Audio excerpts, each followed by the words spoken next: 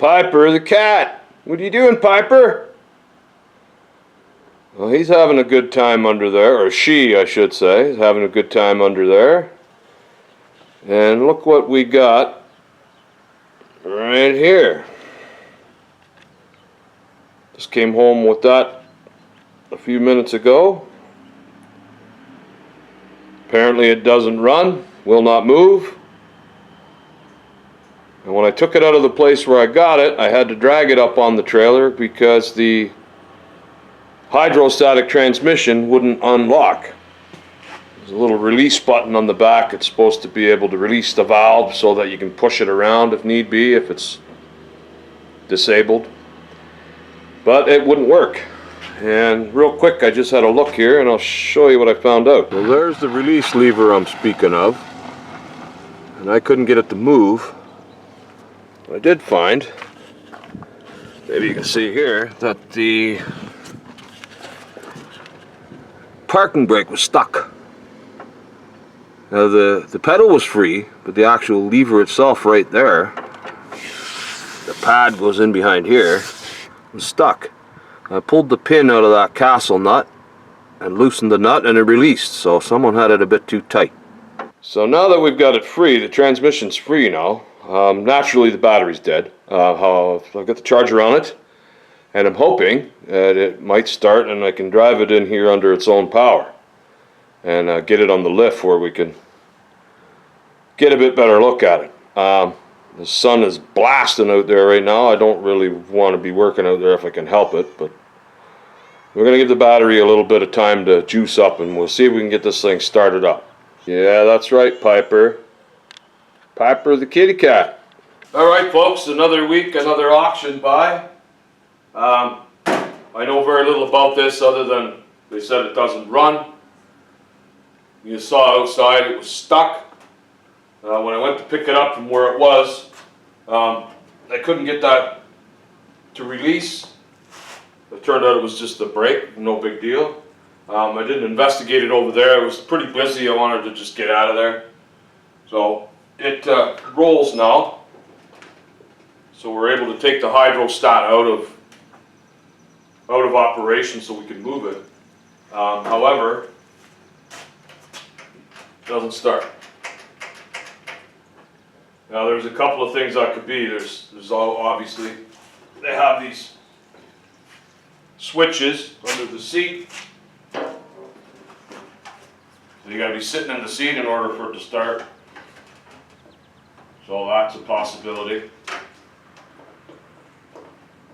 And I think there's probably one on the brake lever as well. We'll have to investigate that. I did quickly just put a screwdriver across the starter solenoid and it did turn over, so I'm guessing it's one of these safeties that's stopping us from turning it over with the key. So let's get into that and see what we can figure out here. Alright guys, so I believe what we got going on here right now is I've got the safeties all check out. I've got that safety over there tied with a tie wrap just to be sure that it's being made. And I took the power wire, that yellow one, off the solenoid. And when I touch that to ground, I have nothing, which is right. But as soon as I turn the key, I get 12 volts. So that tells me that and I would show you that, but I cannot hold the camera and do that at the same time. So in any case, when you plug that into the solenoid, you get nothing. So I think that starter solenoid is no good. Anyway, I'm thinking here now, before I go too far, I'm pretty sure I have one of those solenoids somewhere. Before I go to the trouble of replacing that, let's just cross it over and see if we can't get this thing to run. Once we know it runs, then we can worry about replacing that broken part. So let's give that a shot. Alright, so there it is. It's plugged back in. Nothing. So let us just do it this way, and we'll see if it'll go.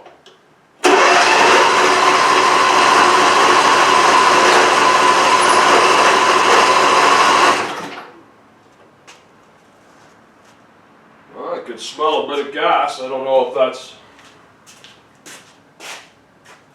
Doesn't smell real great. I don't know how long it's been sitting.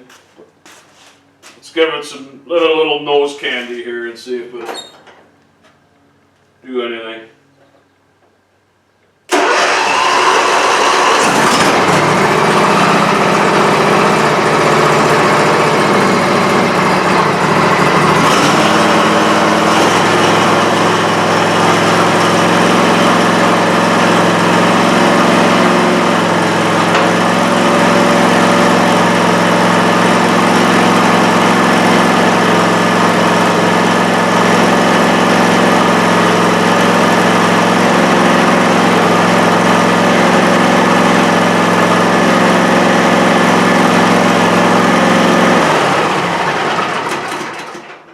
Okay, so that's our issue. That's not a big deal. I'm positive I've got one. I've got probably all kinds of those. I think now what I'd like to do is fire this up, just take it for a quick rip and see that the hydro works. We run it up and down the hill. I got a big steep hill here, and that'll tell us whether the hydro is any good. Those can be a little involved if you got to deal with a problem in there. Sometimes it's not a huge deal, sometimes it is.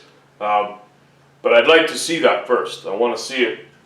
Make sure the hydrostatic transmission of this thing is good and strong before we move on, because that could be a deciding factor as to whether we bother fixing this up or use it as a parts machine. So let's go ahead and do that.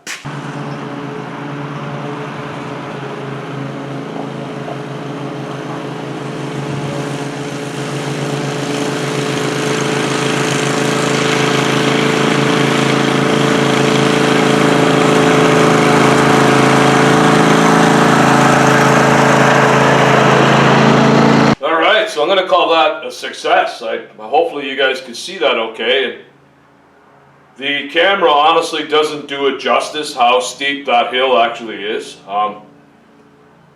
If you have a hydrostatic machine that can climb that hill, then it's in good condition. I had one that I bought. The tractor was in really good shape, and it would cut grass and drive no problem. But as soon as I tried to go up that hill, forget it. When your oil in your hydrostatic transmission starts to get hot, and generally the valve plate that's in there is aluminum, so it'll get scored and scratched up. That's all it takes for that oil to just squeeze through and not actually go through the pump to the hydraulic motor to do the work. It just squeezes on by and kind of stalls out. So that was able, I drove it around a bit to get it hot first, and then I was able to climb up that hill, and that's cool. So we're good there. One thing that did happen, I didn't show it on camera, but I turned on the PTO to start the blades, and it bogged the engine right down, and it was still turning, but then it stalled, which is odd because you can move them with very little resistance. They are free, so I'm not real sure what's caused that. We'll have to investigate that, but I think we can now go ahead and replace that starter solenoid. That way we can start it easy while we're trying to troubleshoot this problem here. Alright, so let's go. Let's go ahead and do that. Alright, so now I'm going to investigate this blade affair here. Why?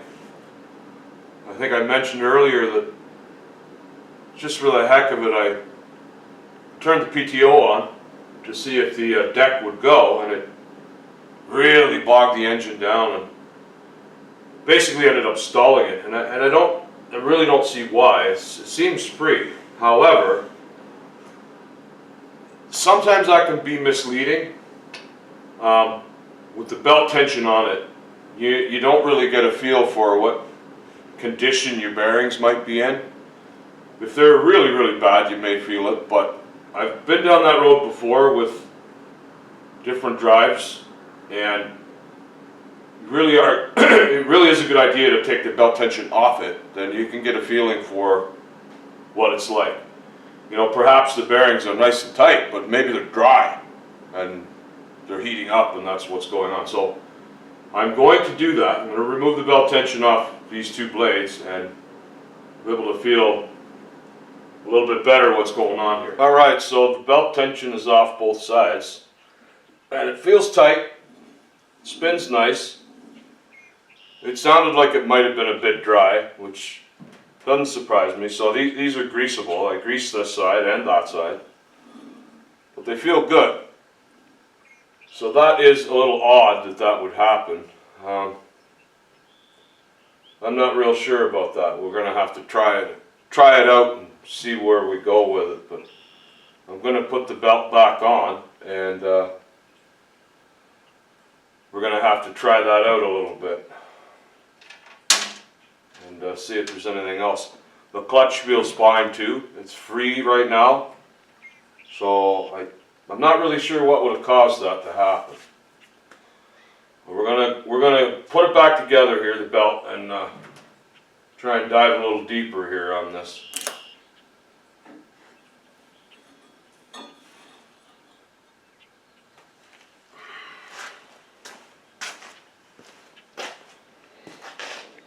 Okay, so it seems that our starter solenoid has mysteriously fixed itself. It's working.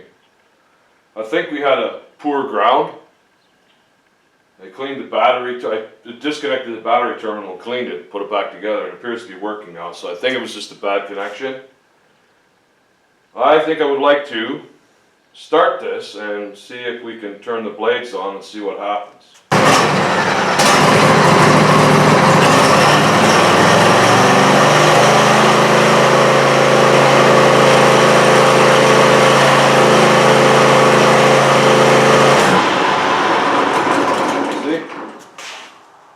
That on and it just stalls right out. I wonder, strange. Okay.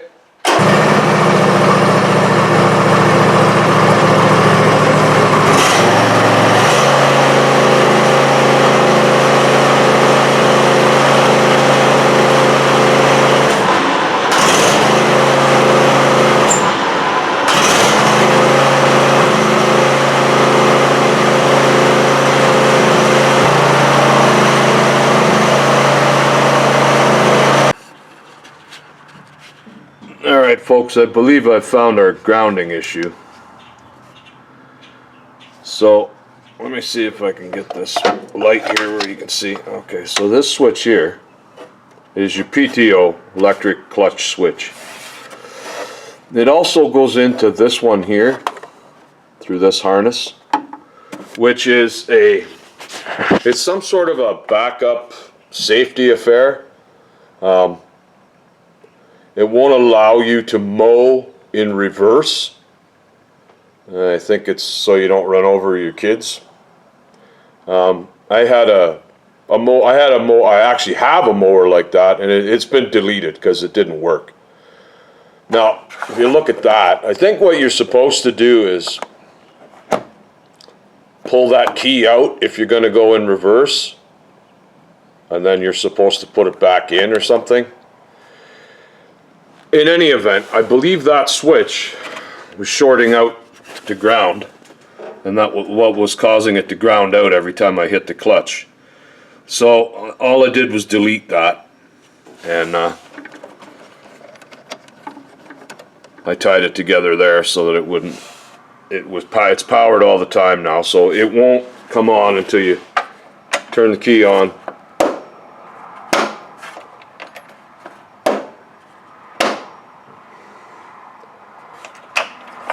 So, I think that quite often, a lot of these safety switches, although, you know, I guess they do have a bit of a point, a lot of them are cheap and they end up crapping out. Just about every lawnmower I've ever used, the seat one, the one for the seat that supposed to shut the tractor off if you happen to fall off or roll it over or whatever. Almost all of them, you're lucky if they last a year. And this one here, I don't know how new a thing that is, because I've never had a new lawnmower, but that seems to be a thing. As far as I'm concerned, it's ridiculous. You are supposed to look behind you before you back up. I mean, you do it in your car, or you're supposed to, so why wouldn't you do it on your lawnmower? The more safety equipment we put on things, the dumber we make people. They don't have to think anymore. They just get on and drive, and I think that's more dangerous than actually teaching people how to do things properly. But that's just my opinion. Anyway, I've deleted that, and now it will run with the PTO on, and it will not kill the engine. So, I'm going to put the battery back and take it outside and see if we can cut a little grass with it, see what it does.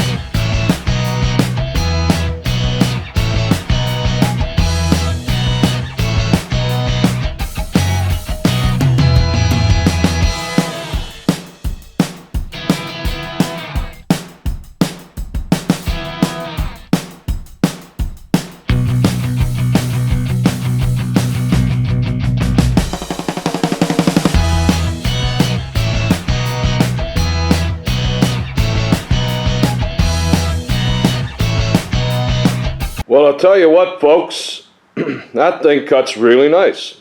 It's set quite low, a little too low for my liking, but man, that thing really boogies. You can really cut grass with that thing.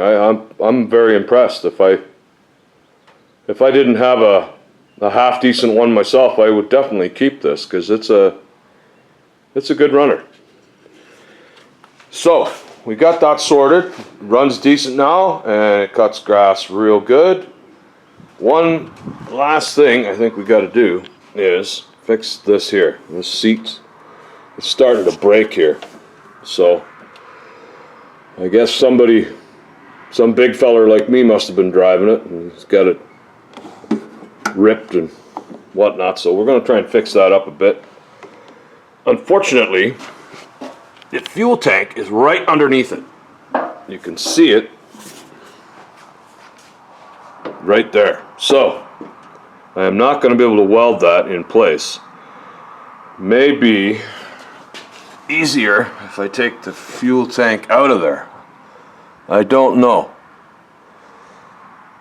I'm going to have to... I'm not sure. That fuel tank doesn't look like it'll come out of there real easy, but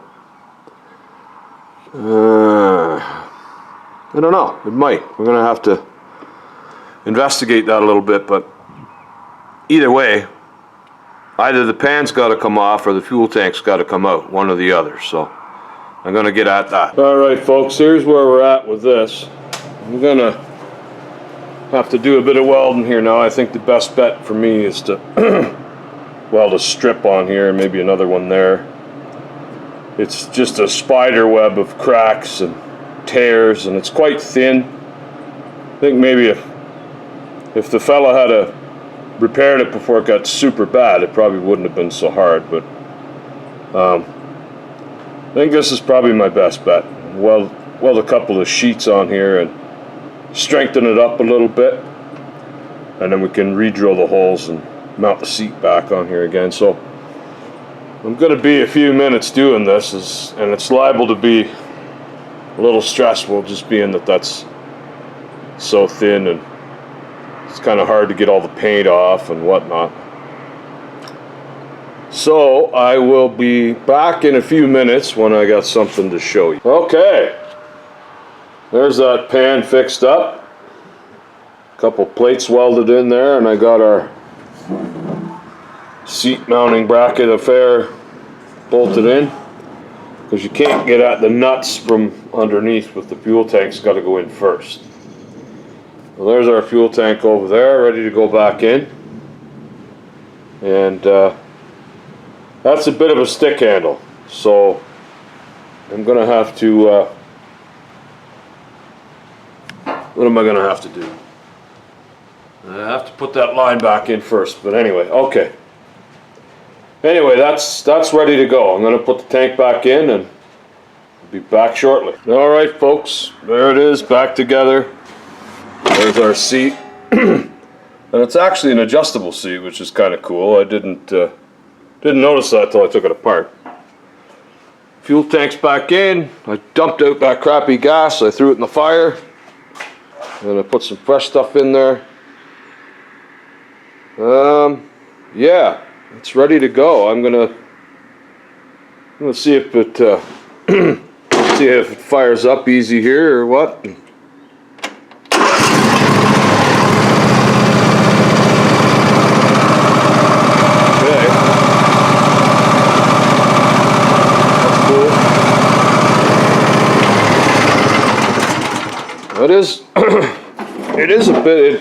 It was sort of warm because I ran it earlier, but it is a bit of a hard starter. Once it runs, it's pretty good. I think it has one of these automatic electric choke affairs on it, and I do not like those very much.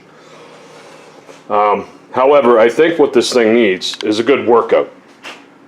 I don't believe this has been used in quite some time, so I am going to take this outside, and I left a little bit of grass to cut yet. Unfortunately, it's started to rain, but anyway, that'll give it a good workout. Cutting grass in the rain will make it work, so I'm going to give this thing a workout, see if we can't clean it out a little bit. But I think we're just about done. That was pretty much all that needed repaired on this. I think we're looking good.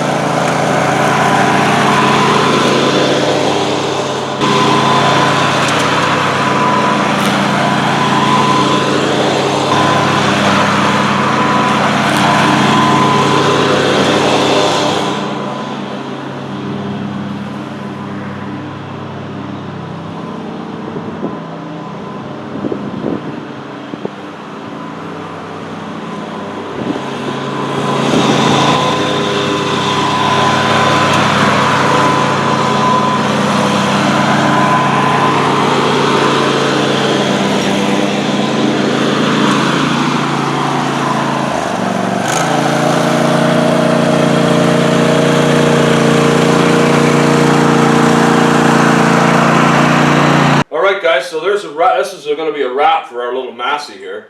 This worked out real well. There wasn't all that much wrong with it. It took me about a day to get everything ironed out that was not working right. And I didn't rush. I took my time, so it was a nice, relaxing day of working in the shop. I didn't give much for it, and now we have a nice running cutting machine. A lot of people ask me, I've had a lot of people ask me, what's the best lawn tractor you can buy? And generally speaking, my answer is the one that you can afford. Don't buy a fancy, you know, your Toro, your Kubota. Those are the really high-end, really expensive ones. Don't buy that just because that's what your neighbor has and you think that's what you need. If you have the extra money and you want to spend it on that, by all means, they are good machines. But as far as I'm concerned, the one that you can afford is the best one that you can buy. For years on the farm, my dad would buy the cheapest lawnmower you could buy. Whatever the co-op happened to be selling at the time. Because it was my mom's job to cut the grass. And my mom did not want to do it. She would do it, but she did not want to. She would not move anything, she would just run it over. She crashed into things. She drove it on great big angles so that the engine would starve for oil.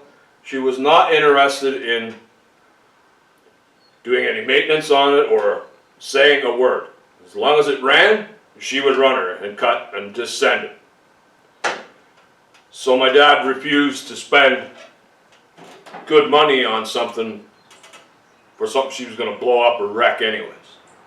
That's always another consideration. So anyway, that's a wrap. As always, thanks for watching.